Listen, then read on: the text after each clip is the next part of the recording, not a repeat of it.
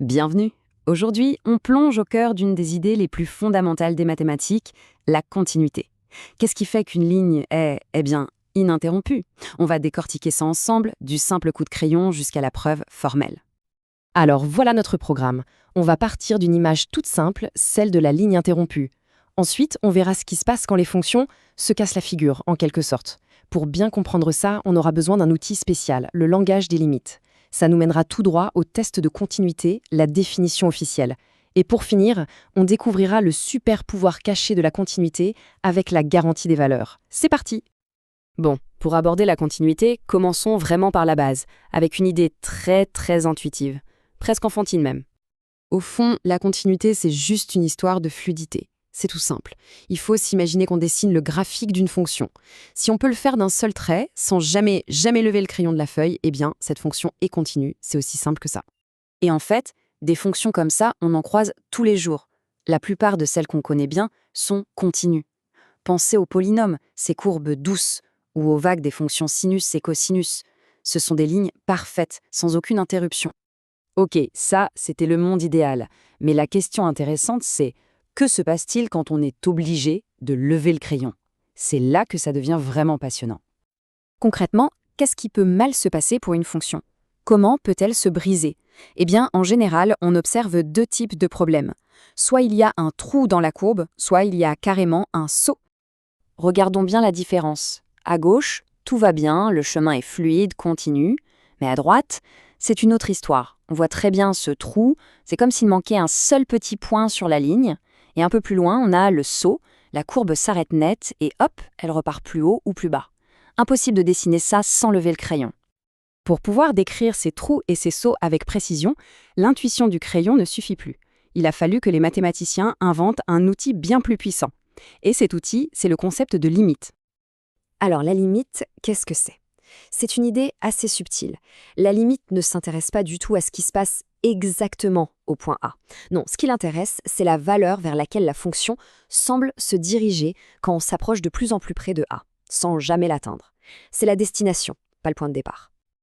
Et là, ça devient encore plus fin. On peut s'approcher de notre point A par deux chemins. Par la gauche, avec des valeurs plus petites, ou par la droite, avec des valeurs plus grandes. Pour qu'une limite existe vraiment en ce point, il faut absolument que ces deux chemins nous amènent au même endroit, à la même valeur. S'ils divergent, alors il n'y a pas de limite. Bon, maintenant qu'on a notre super outil, les limites, on peut enfin construire la définition formelle. C'est une sorte de test, une checklist en 3 points pour savoir si, oui ou non, une fonction est continue en un endroit précis. Voici les 3 conditions. Premièrement, il faut que la fonction existe au point A, qu'elle ait une valeur. Ça semble bête, mais s'il y a un trou, cette condition n'est pas remplie.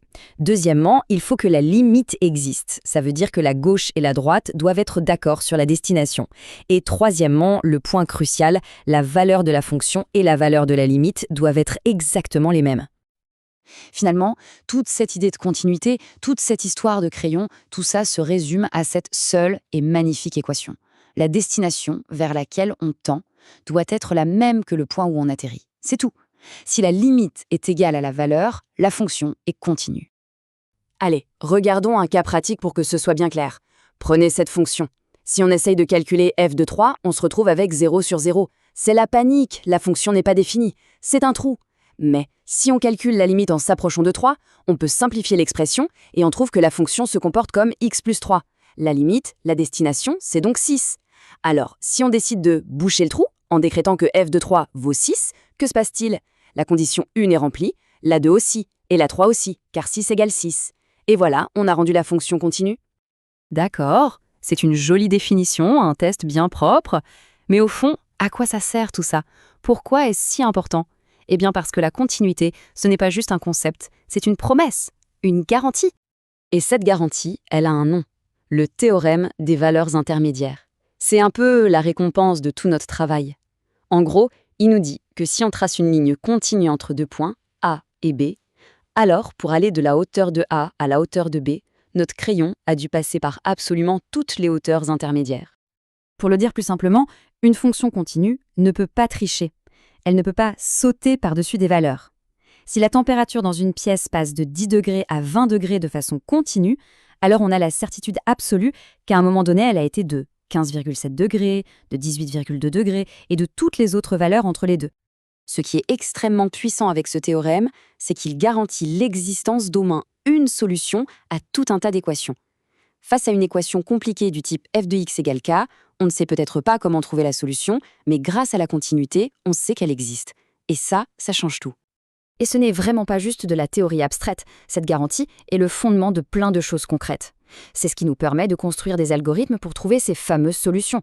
Et c'est ce qui assure que nos modèles du monde physique, la vitesse d'un objet, la pression atmosphérique, sont fiables et se comportent de manière prévisible, sans sauts bizarres et inexplicables. Tout ça nous amène à une dernière réflexion un peu plus large.